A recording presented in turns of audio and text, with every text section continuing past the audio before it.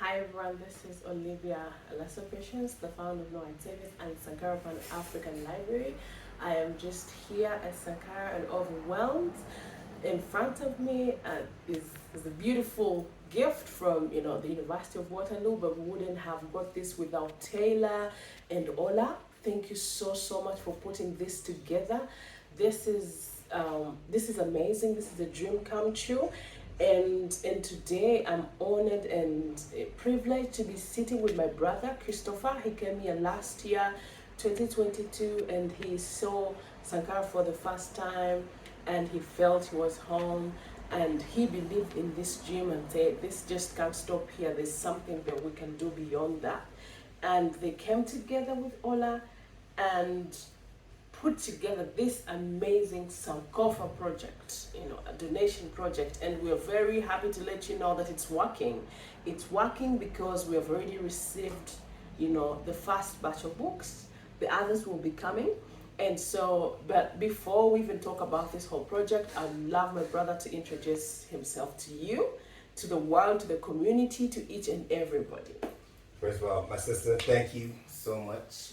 It is a pleasure to be here. So I'm Christopher Taylor.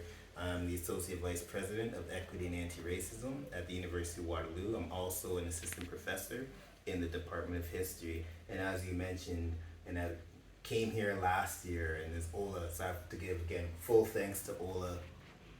I was in Kampala. She said, you need to go to one of my favorite places. I said, okay, cool, let me check it out. And it has become one of my favorite places. Oh. And for me, and I was thinking about this last night, I got in last night, and I was thinking about it, that I need to leave home to feel at home. And it's very interesting because I live in Canada, my family's from Barbados, and that's home. But I feel at home here in Kampala, I feel at home in this physical space.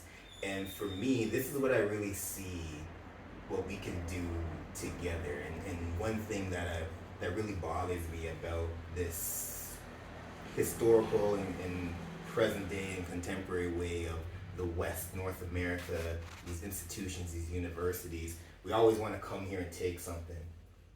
My work, not my research, but my roots and roots, as I call it. So roots, R-O-O-T-S, and roots, R-O-U-T-E-S. My stories really start or have been interrupted by enslavement, the taking Black people from the continent.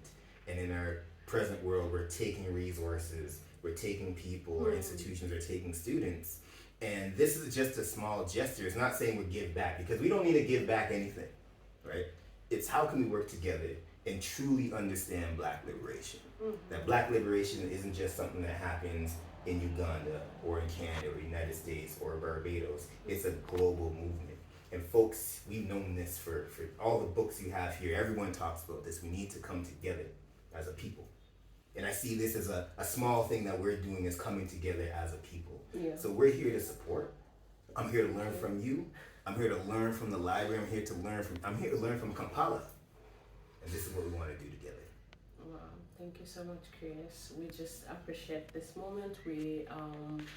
I know you have questions that are running in your head about this space and the work. Like, this is our work as Black people. This is our daily life. We have to talk about our own liberation. We have to talk about our own, we've been oppressed for centuries, and we are still. So this has become part of our life. This has become part of things that we're very passionate about, because we cannot live without our own liberation. We cannot, live without talking about decolonization, our continent, people. Sometimes when I talk about Black people, I speak passionately because I'm a Black woman.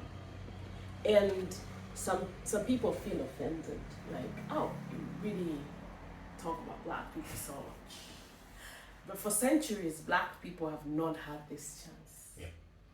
There's so many Black people out there that don't still have the chance to speak. Yeah. So when I speak here, I'm, I'm just amplifying the voices of all the black people around the world who don't have the privilege that I have to be speaking to the world. So yeah. Yes, so Chris, I know there's been questions burning. Yeah. Yeah. And I think the big question I have, and I know some folks, are watching this as well, it's how did this start? And where do you want it to go? Okay.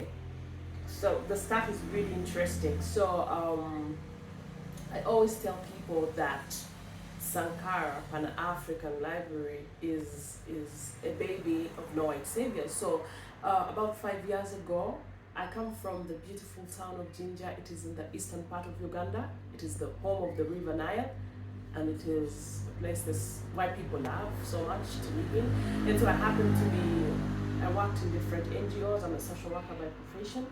And for my time working with the NGOs, I saw a lot of inequalities. I saw a lot of, I would say, the white savior complex was just everywhere. White saviorism was so much. And so with the last NGO I worked for, I wouldn't stand what I was asked to do, Chris. I was asked to say I saw a black man steal money, which I didn't. But it was a way of trying to pin the guy to let him leave the organization. So I said, I told them I would give them feedback after 3 days. I went home, I sat down and said, I know I have a family to look after, but my conscience is much important. So I went back and gave them a resignation letter. I left. I said, whatever you're asking me to do affects my conscience. And so I left. But during my time there, I got to see a lot of things happening. Like I saw the leadership hierarchy was crazy. They would bring in people in leadership positions who are just literally have no qualifications, but because they're white, so they won't trust you as a black person to run when they're back home on holidays or something like that. And it's not only that, the pay, like they were always justifying that they were paying us, like we had jobs, like all these things. The adoption was crazy, like this was a whole mess. And so I took back. I said, you know what? I need time to think. And then when we came back after, some time, we started conversation in the white savior complex on the things that we had seen in Jinja that were unacceptable. No one was talking about them. It was just okay for white people to be in leadership positions, to decide for communities, to decide what was right for communities, black communities, Ugandan communities. I mean, a white person, you just can't come from the US and think you know what's best for the mothers that are in Uganda. So all these things, and also the likes of the Renee Back, an American missionary that came to Uganda with no qualification, killed 105 children under her care. She was doing, extensive medical practices on children. And so we brought back all these things, and we started her hashtag No White Saviors. And by the time we got to know, we had about 800,000 people following us around the world.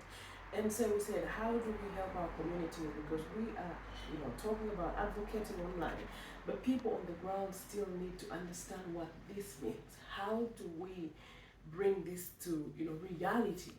Anyone can go online and you begin talking about things, but how are you helping people on the ground? So we said, now we need to start the decolonial journey. How does that come through?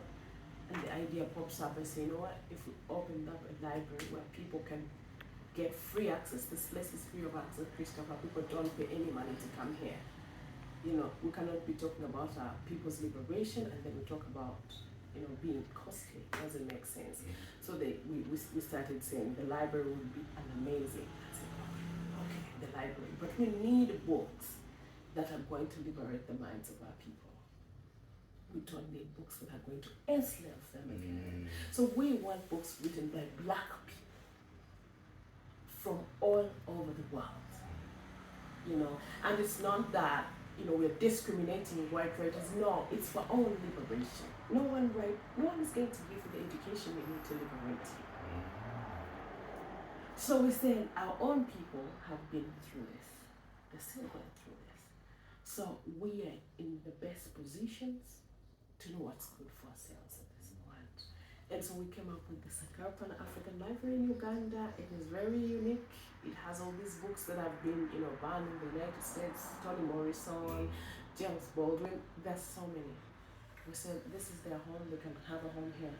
And okay, so this started as a simple idea of people coming, but it has grown into a global movement. We have now Sankofa network. Now we have the University of Waterloo.